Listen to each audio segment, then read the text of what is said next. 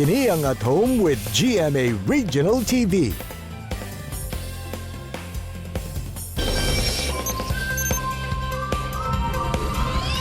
Ang mental health maoy usa sa mga labing importante nga aspeto sa atong panlawas nga usahay lamang kaayo matagaan og pagtagad. Apan, dako kaayog epekto alang sa usa ka individual. Gani, sa datos sa Cagayan de Oro City Social Welfare and Development Office Psychosocial Division, ana-ana sa gibana-banaang 250 ka mga kaso sa depression ang natala. Pinakaulahing kaso ang usa ka babayi nga dili maayo ang gibuhat sa iyang kaugalingon. Resulta sa depresyon tungod lang sa dili maayong relasyon sa iyang hinigugma. Ug aron mas mapalawman pa ang atong kahibalo ug magiyahan kita labot sa mental health atong makauban karon ang head sa Psychosocial Division sa Cagayan de Oro City Social Welfare and Development Office, si Jamie Leonen. Ma'am Jamie, mayong buntag ug dayon sa At Home with GMA Regional TV. Kamusta, ma'am? May buntag, Cyril. May buntag po sa itong mga viewers. I'm doing okay and I hope everybody is also in the midst of this pandemic. Ma'am, unang-una alang sa impormasyon sa tanan ato usa hisgutan kung unsa kining ginatawag nato nga mental health. I think, Sai, no, importante nga masabtan sa itong mga viewers nga kung muhisgot kita og overall well-being or overall health, importante pod nga elemento ang mental health, no? So, hinlabi na kay pag moingon ta og mental health, naapod ni siya impluwensya in terms of maintaining and promoting our physical health. So, when we say mental health, it's basically finding balance between your mind, your body, and your spirit. Ma'am, ubos sa mental health ang kaso sa depresyon. Sa simpleng pagpasabot, unsa ba kini nga klase sa kondisyon, ma'am? Naay daghan factors kung ano ang usa ka tawo pwede mo atubang og depression, apil na diha ang kumbaga lahi ang iyahang mekanismo sa iyahang brain, no? So dili siya parihas or balanse ang iyahang levels sa neurochemicals niya, so muy makakontribute pod sa sakit. So kumbaga it's not functioning normally. Dili siya parehas sa ubang tao ang iyang pag-function, and then naapoy mga pangahitabo nga iyang giatubang sa iyahang kinabuhi, no? Posible nga sa iyahang pagkabata pa lang naa siya mga kalisod nga na agian, and then karon nga hamtong na siya or even bata pa siya, no, pwede nga naigo na gyud siya niini nga sakit tungod kay naay grabe nga pangahitabo. And I think appeal na pud ang pandemya sa mga pangahitabo nga pwede maka-trigger or kumbaga maka-on sa switch sa depression. Ma'am, unsa pod ang ma-observe sa behavior aron may hibaw-an nga ang usa ka tawo dunay depression? So ang mamatikdan sa usa ka tawo nga posibleng naay depression is una sa tanan, no, naay pagbag-o sa iyahang pattern sa pagkaon.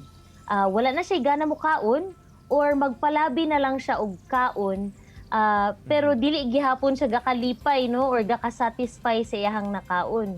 Naapoy problema sa pagkatulog. So naatay uban igsuon nga galisod og katulog matag gabii kay tungod sa ilahang kaguol, pero daghan pod sa ilaha is gakasubraan ang pagkatulog, pero pagmata nila dili gihapon sila rested or dili gihapon sila na relax sa ilahang gikan sa ilahang pag-rest, no.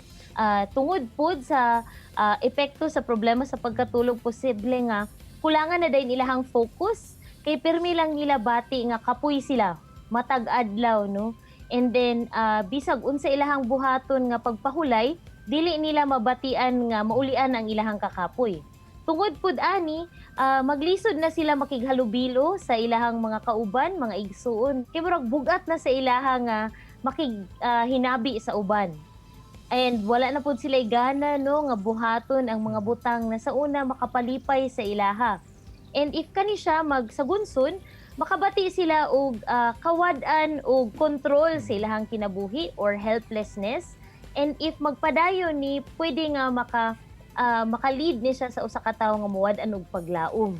Diha na dayon mosulod ang una, paghunahuna sa pagpanakit sa kaugalingon, hantud mga aksyon na pod nga manakit sa kaugalingon, hantud pagputol pod sa kaugalingong kinabuhi. Ma'am, kung ang usa ka tawo makasinati na og depression, unsa ba ang angay niyang himuon? Kailangan pod siguro masabtan sa tanan na worldwide, no, sa tibuok kalibutan, gitag na ang depression as the most disabling disease worldwide. So mahitabo gid sa isa ka tawo nga naay depression is maglisod siya nga mo function or mulihok mo meet sa iyahang adlaw-adlaw nga responsibilidad. No? So that being said, maglisod ang usa ka tawo nga mulihok og moaksyon para matabangan ang iyahang kaugalingon nga mugawas sa depression. Pero dili pud ingon nga wala sila naningkamot, no? Sa ngalan nga sakit siya, dili pud unta ta maulaw nga muduol pud ug magpalantaw sa usa ka professional. Ma'am, how about sa iyang mga banay o mga higala, ma'am? Unsa ang ilang matabang sa sitwasyon? Gwapo pud kina siya nga pangutana, no? So kung lantawon nato ang research, musuporta gyud siya nga ang pinakauna na kinahanglan sa usa ka tawo para maprotektahan ang ihang kaugalingon gikan sa depresyon ug maulian siya gikan pud sa depression is ang presensya sa atong ginatawag nga social support or suporta na gumikan sa atoang pamilya or higala. No? So isip usa ka tao nga nagpalangga sa tuang higala, katrabaho, ug nakamatikod kita nga sila nagpakita sa mga simptomas sa depresyon. Importante sa ato nga ato silang duulan ug mangayo kita og higayon sa ilaha nga makighinabi og mga musta sa ilaha. Ato silang pangutan-on kung unsa man ang ilahang gibati or ilahang kaagi ug kinahanglan abrihan nato ang ato ang kasing-kasing no sa pagpaminaw sa ilaha kung unsa man gyud ni ang ilahang gidala. Kay daghan pud sa itong mga igsuon nga nagatubang sa depression is mga igsuon nato na nakabati sa ilahang kinabuhi nga walay gusto maminaw sa ilaha. So muna ang pinakauna nato nga pwede buhaton no makighinabi og maminaw sa ilaha. Ikaduha is i-reassure nato sila or atong ipabati sa ilaha nga bisan pa og unsa ang mahitabo naata andam nga mutabang og mugiya kanila. No, so, mapabati na to sa ilaha nga dili lamang sila or hindi sila nag-iisa sa proseso sa pag-atubang niini nga sakit nga naamo aron motabang nila. And ikatulo, pwede po na to sila i-encourage no or ato silang agakon nga magpalantaw pod og professional ug atong i-offer nga ubanan pod nato sila.